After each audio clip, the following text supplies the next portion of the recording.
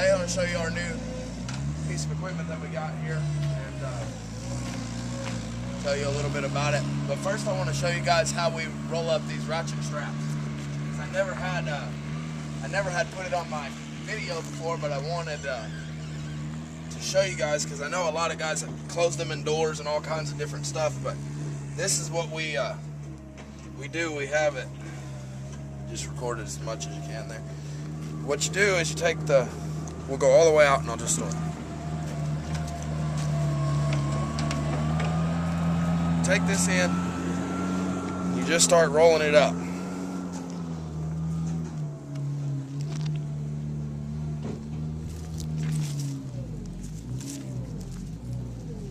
And then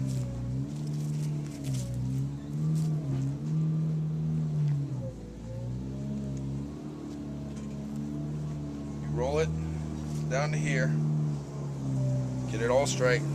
You take this and you put the center, and I'll just do it. You make it a lot tighter, but I'll do it a little loose so I can show you guys real easy. But you take the center of this one, my thumb is, and you push it straight through here, right through the center. And then once you push that through the center, now you see you have this you can pull in here. You take this right here, and then you're going to push this hoop right here over the mass of your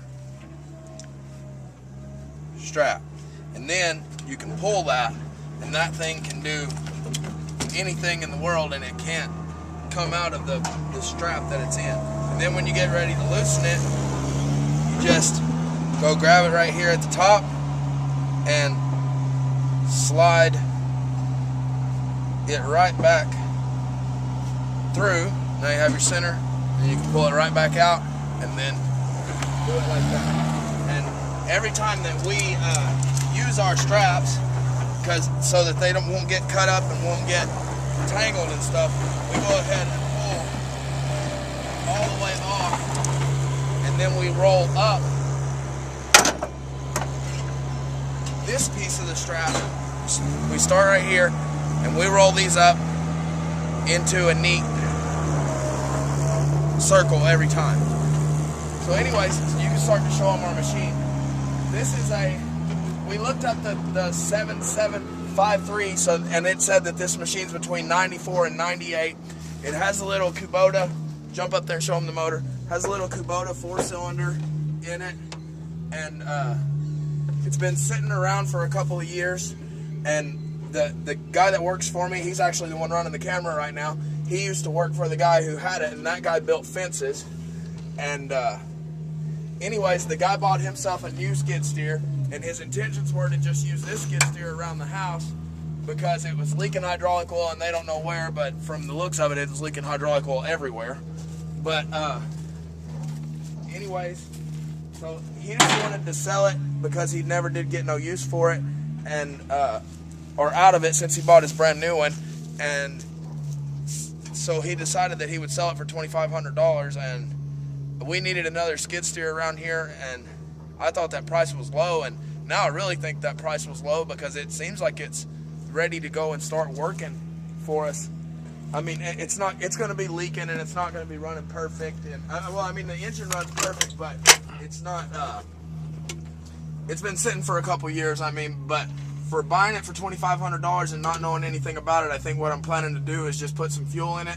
I'm going to grease everything real good, and then I'm going to go ahead and just start digging a little bit under the house with it, and we're going to go from there with it. You can walk around and show them the other side of it pretty good. But, I mean, I'm sure that it's got a bunch of hydraulic hoses and stuff that are leaking. But they said that the guy said that he thinks it's losing oil into the chain bath, and I know that the hydraulic system and the chain bath run together on the other skid steer that we have. Now this one, I have never worked on one of them. I don't know anything about it. I know that we put 6 or 7 gallons of hydraulic oil into it when we picked it up, and it got it on the stick, got it wherever it needed to be. We haven't ran it for 5 or 10 minutes yet, but we're going to run it here in a little bit for 5 or 10 minutes, I guess, to really, I mean, and it sat there and ran for 30 minutes at the guy's house, but it wasn't, we weren't using it to move with the hydraulics. So anyway, we'll show you guys real quick what since we were off getting the new Bobcat this morning. Ricky's been here digging a little under the house, so we'll show you what he's got going on. He's got enough space almost where he can turn around with the forks on it down there. But how we're going about digging it is we're getting those forks and we're breaking a whole bunch of that dirt off the wall.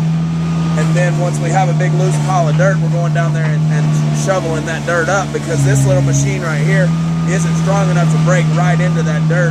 And we don't know if the other machine is strong enough to break right into the dirt. But we're gonna go down there and experiment a little with the bucket first on that machine, just try to take a few scoops of dirt up, and then we will.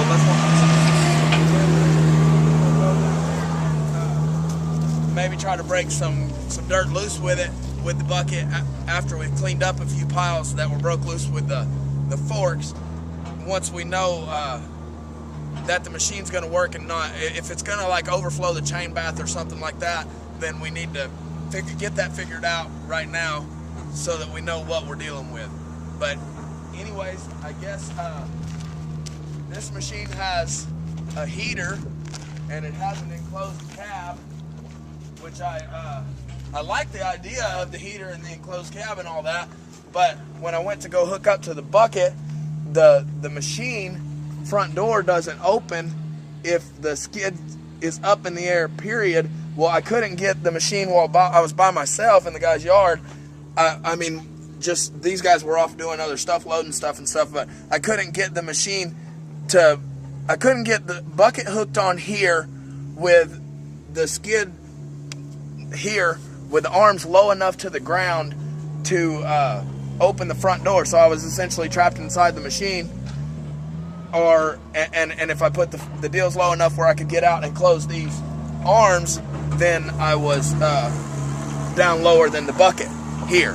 So I just picked the bucket up and drove on the trailer with it not hooked to the machine yet, and I'll just have somebody close the forks for me now that we have it home and while I'm inside the cab. But that's kind of a pain, and I don't know, if we can, we might just take the front door all the way off for now, and that way we don't have to worry about trying to open and close it every time we're going in or dropping a rock through the glass or anything like that. So anyways, that's I figured that I would bring you guys an update on that and tell you guys about our new machine here, and yeah, we'll see you next time.